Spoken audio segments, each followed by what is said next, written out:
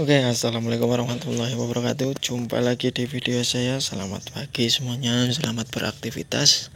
Semoga diberi kelancaran dan selalu sehat. Oke, jadi di video kali ini, ya seperti biasa saya akan membagikan tips ataupun cara untuk trouble pada kendaraan, khususnya untuk sepeda motor. Nah, di sini ada sepeda motor Pit Karbu ya. Jadi di sini ada sepeda motor Pit Karbu yang 2009, 7, 8 seperti ini bodinya.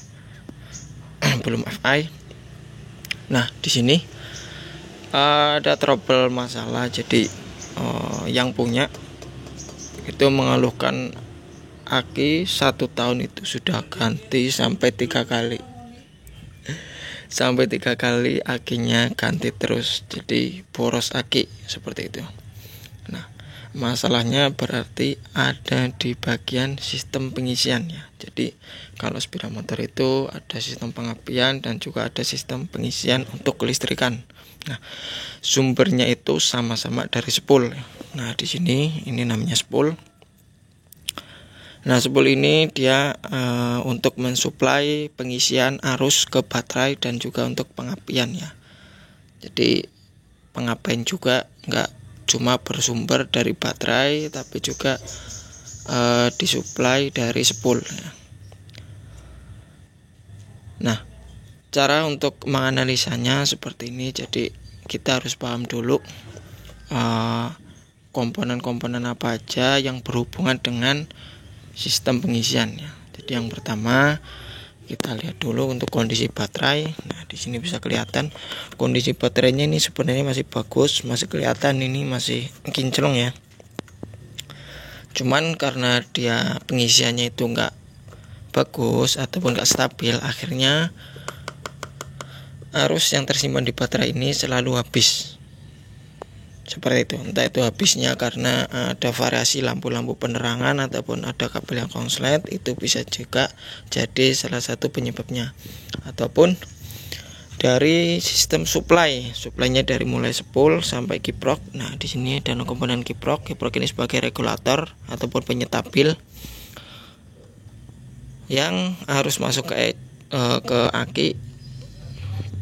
Kiproknya ini tidak bisa konsisten mensuplai arus yang ke aki gitu. Jadi kalau kiproknya ini bermasalah, aki pun ikut bermasalah, tetapi tidak dengan spool ya. Kalau spool bermasalah, biasanya motor pun nggak akan mau hidup ya, ataupun sangat sulit untuk hidup gitu. Jadi cara untuk menganalisanya, yang pertama kita gunakan avometer analog seperti ini ataupun yang digital. Kita ukur tegangannya seperti ini. Ini kita putar angka 50 resistansinya DC volt. Nah, kita tempelkan untuk kabel positif dan negatif. Kita lihat di sini angkanya berapa.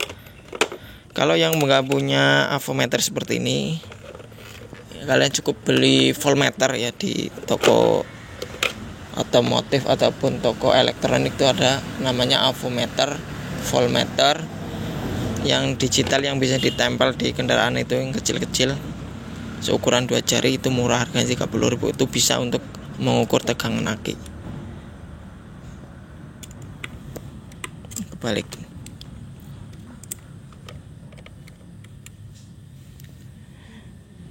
Nah, kebetulan ini avo saya layarnya itu agak buram seperti itu, jadi nggak kelihatan. Nah, di sini terbaca 8 ya, 8 volt ya. 8 volt yang harusnya itu 12 volt, ternyata pengisi baterainya ini 8 volt. 8 volt. Jadi kondisi baterai di sini itu nggak maksimal. Nah, terus untuk mengidentifikasi normal enggaknya arus yang masuk ke aki, itu caranya dengan dinyalakan mesinnya ataupun dinyalakan sepeda motor. Nah, ketika motor itu dinyalakan, ini saya susah ya karena nggak ada yang megangin, jadi ketika mesin dinyalakan di gas sampai RPM tinggi, kalian cek lagi tegangannya di sini. Terus kalian lihat di sini voltasenya itu maksimal itu di angka 14 volt ya untuk pengisian.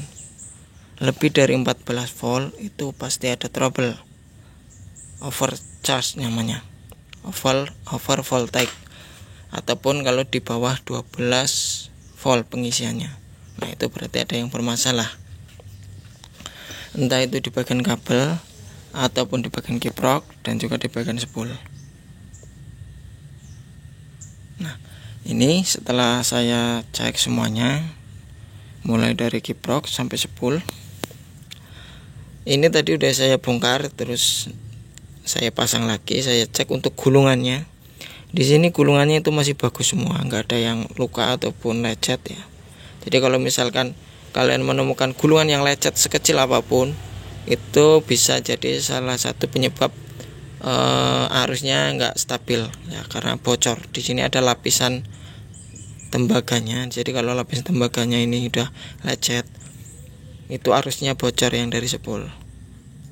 Di sini normal, nggak ada kendala. Terus di bagian kabel ya, ini kabelnya ada 3 buah kabel spool. Nah yang putih ini untuk suplai aki, nah, sedangkan yang kuning untuk penerangan lampu depan. Terus yang biru laras kuning ini untuk pulser ya, ini pulser. Oke. Terus kalau sudah, ini soket dipastikan nggak ada yang kebakar ataupun lepas, aman. Terus naik lagi sampai namanya komponen kiprok. Nah, ternyata motor ini permasalahannya di kiprok. Ini kiprok yang tadinya di motor, cuman saya ganti pakai ini copotan punya Honda Vario yang karbu itu. Ini ori bawaan motor. Nah kalau yang ini mereknya ya seperti ini, cuman ini KW ya. Jadi ketika ini dipasang kemarin itu voltasenya itu over, terlalu besar, makanya aki drop ya. Jadi aki kalau terlalu besar voltasenya itu akan drop, ataupun terlalu rendah sama aja akan drop. Jadi pengisian aki itu harus stabil. Ketika saya coba tes pakai kiprok yang bawaan ini, itu pengisiannya ternyata stabil dan bagus. Nah berarti sudah ketemu penyakitnya. Penyakitnya kalau motor sering drop, salah satunya itu di bagian kiproknya. Kenapa di bagian kiprok? Karena kiprok ini sebagai komponen utama.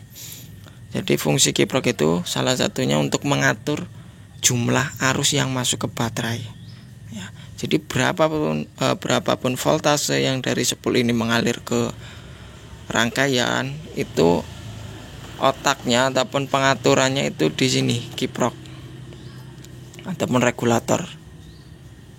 Di sini ada diodanya di dalam. Jadi dia mengatur arus AC yang dari spool itu diubah menjadi DC, terus disuplai ke baterai dan dibagi lagi ke penerangan. Di sini ada penerangan lampu kuning, kabel kuning ke lampu.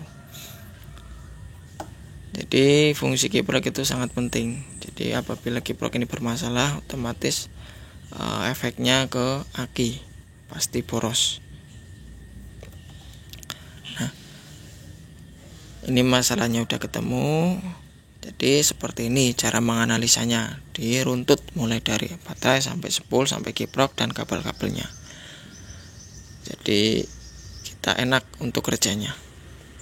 Oke, udah selesai videonya. Semoga video ini membantu dan juga bermanfaat ya.